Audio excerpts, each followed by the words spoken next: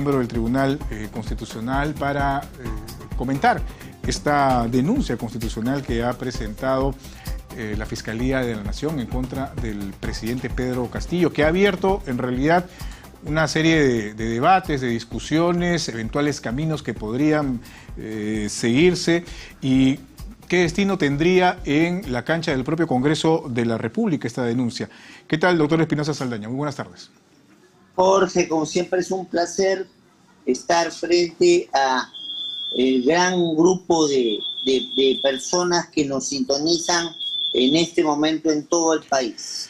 Muy bien, doctor. Bueno, su opinión general respecto a esta denuncia constitucional presentada en contra del presidente Pedro Castillo. Con todo gusto. En realidad, lo que ha planteado la fiscal de la Nación es una de las dos opciones que te da la Constitución. Una es el antejuicio, o sea que somos altos funcionarios y es el Congreso el que autoriza para que esos altos funcionarios puedan ser juzgados por la Corte Suprema y con el seguimiento de la Fiscalía de la Nación, y no ha optado por el juicio político, donde no se requiere la comisión de delitos, sino con comportamientos que signifiquen una infracción a la Constitución. Viendo la situación fríamente, yo creo que la Fiscalía de la Nación ha optado por lo primero, pero en realidad más conveniente hubiera sido el camino de lo segundo, y lo explico. Porque lo que está pidiendo ahora la Fiscalía de la Nación es que todo el Congreso se ponga de acuerdo para declarar que ese artículo de la Constitución va en contra de lo que es el tratado que hemos firmado sobre corrupción de funcionarios. Y además ese pedido no se extiende solo al Congreso, sino finalmente a quienes van a juzgar, a la Corte Suprema. Y entrando un poco en el detalle respecto a este tratado, esta convención de la ONU sobre corrupción, precisamente, ¿qué alcances tienen exactamente este convenio, este documento en el que Perú se encuentra incluido, por favor? Bueno, en el caso peruano, todos los tratados que impliquen la protección de derechos son considerados de rango constitucional, pero aquí el asunto es que bien pudo iniciarse un procedimiento al presidente Castillo con comportamientos que algunos discuten si ha respetado o no la Constitución. Y siempre la pauta clave es: se va al escenario internacional cuando no hay vías idóneas para la protección de los derechos en el propio país. Yo siento que eso no ha sido suficientemente meditado y además se está queriendo abrir un escenario que hay que tocarlo con mucho cuidado, porque si un Congreso, ante requerimiento de la Fiscalía de la Nación hoy, va a declarar inconstitucional un artículo de la Constitución, esto tiene que hacerse con mucho cuidado, porque si no, cada vez que no nos guste un artículo de la Constitución, va a saltar un personaje de alto nivel dentro del Estado y va a pedir la declaración de inconstitucionalidad del artículo, por decir alguno, 49 de la Constitución. Claro. Algunos han entendido que lo que solicita dentro de esta denuncia constitucional la Fiscalía de la Nación es poder continuar con la investigación que se le sigue actualmente al presidente de la República, ¿no? Que se encuentra en una etapa preliminar. Lo que se trata más bien es de avanzar en las etapas de las investigaciones para llegar a una etapa preparatoria en la que se pueden solicitar de repente algunas restricciones, en fin, más espacio para seguir indagando sobre los supuestos delitos en los que estaría involucrado el presidente Pedro Castillo.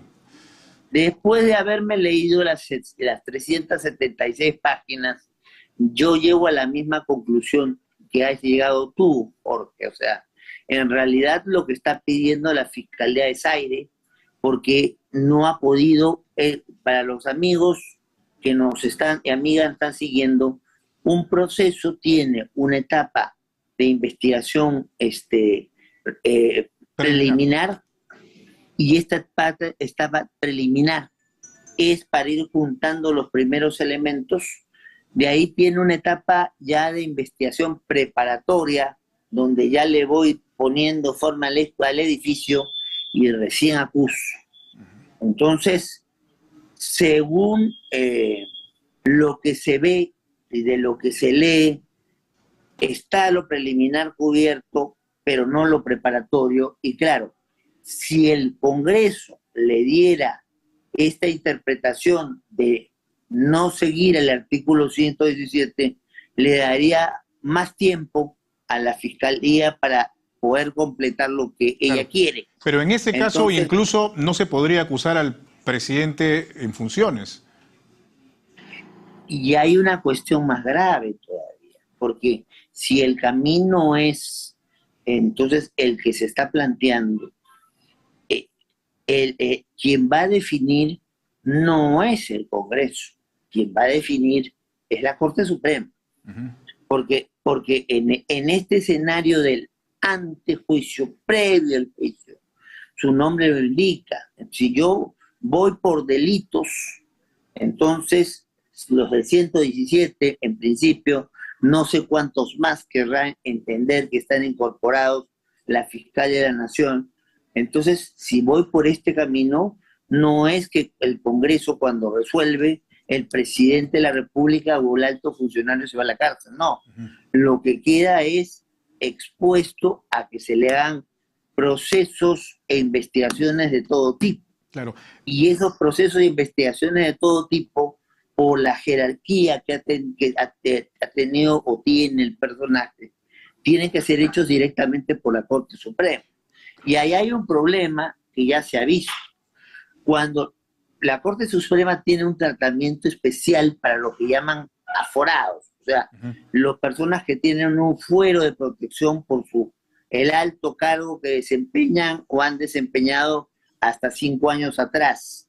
Entonces, allí ya el juez Checkley, que es el primer tramitador dentro de la Corte Suprema, le ha dicho a la fiscal de la Nación que él no va a avanzar más allá de la investigación preliminar. O sea, con lo cual ni siquiera investigación preparatoria, preliminar.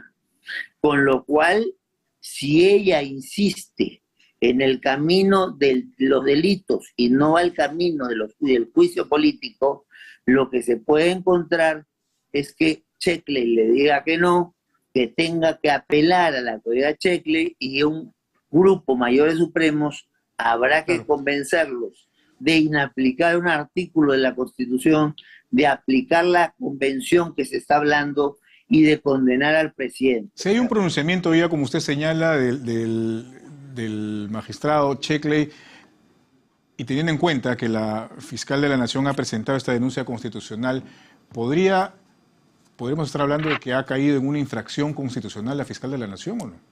No. Lo que pasa es que ella se ha cuidado mucho para no caer en ese asunto, en decir que lo que ella está es invocando un tratado, que al ser un tratado que protege derechos, es como si fuera una norma no escrita en la Constitución, y que en este caso concreto tiene que preferir la norma convencional o el tratado para protegernos, según ella, de una maquinaria criminal que tiene un líder.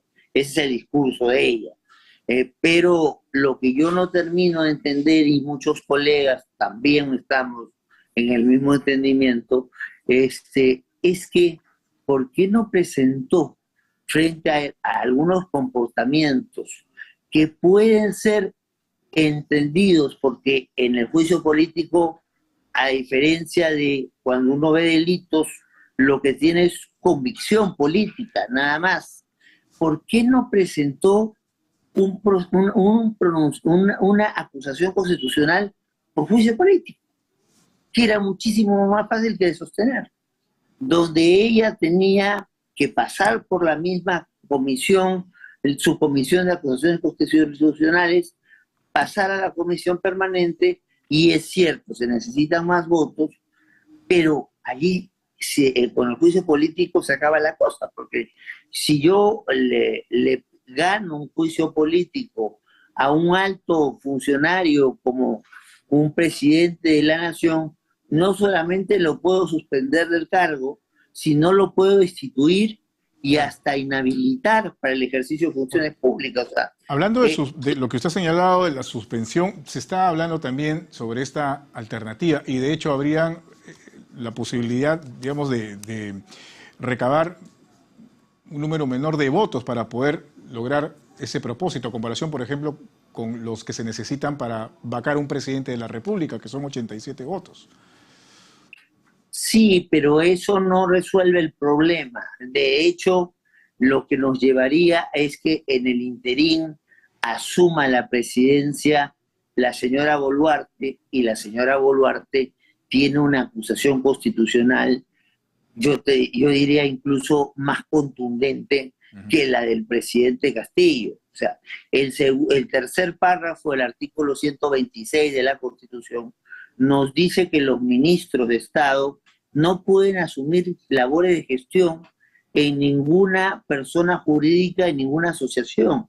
Y lamentablemente, seguramente con la mejor intención de todas, la señora Boluarte ha asumido gestiones en favor del Club Apurímac, e incluso cartas al alcalde de Lima pidiendo que se le den facilidades a este club, con lo cual allí tratar de salvarla de la acusación constitucional es bastante difícil. Doctor. Entonces, sí. Sí.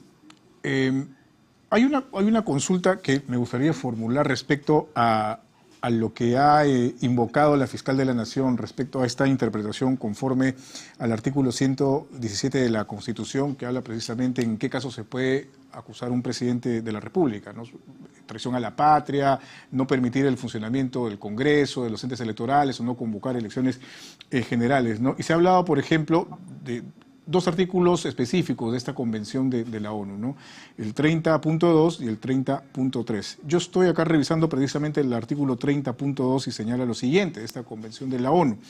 Cada Estado parte adoptará las medidas que sean necesarias para establecer o mantener de conformidad con su ordenamiento jurídico y sus principios constitucionales un equilibrio apropiado entre cualesquiera inmunidades o prerrogativas jurisdiccionales otorgadas a sus funcionarios públicos para el cumplimiento de sus funciones y la posibilidad, de ser preciso, de proceder efectivamente a la investigación, el enjuiciamiento y el fallo de los delitos tipificados con arreglo a la presente convención. Se trata obviamente de esta convención que tiene que ver con delitos de corrupción, pero hay una línea importante que se debería también analizar, supongo yo, respecto a que hace la aclaración de que se deben adoptar las medidas necesarias de conformidad con el ordenamiento jurídico y sus principios constitucionales. Entonces, aparentemente colisiona precisamente esto con el artículo 117 de la Constitución, que claramente establece las 4 causales para poder acusar a un presidente en funciones. Es que hay una cuestión, Jorge, que tiene que quedar clara, y en la acusación de la fiscal no queda clara. Uno recurre a los instrumentos internacionales cuando no tiene vías idóneas para defender lo que quiere defender en el ordenamiento jurídico de cada estado en particular. Y entonces, la crítica que hacemos muchos es ¿por qué no llevó el tema a un juicio político? Ok, o sea, llegamos al mismo punto que usted señalaba hace un momento. Exacto, porque finalmente lo que aquí ameritaba era llevar el tema a un juicio político. Si finalmente allí no iba a tener que pedir la modificación de ningún artículo constitucional. Y además hay que preguntarse si el Congreso está habilitado para eso.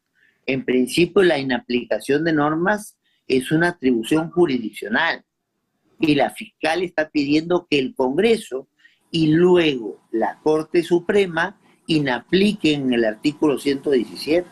Muy bien. Yo lo que creo que está detrás de todo esto es que la fiscal no tiene los deberes hechos completos y lo que le está pidiendo al Congreso es que deje de lado un artículo de la Constitución, aplique una convención que todavía no es necesario que la aplique para tener más tiempo y poder hacer la investigación preparatoria que no es. Muy bien.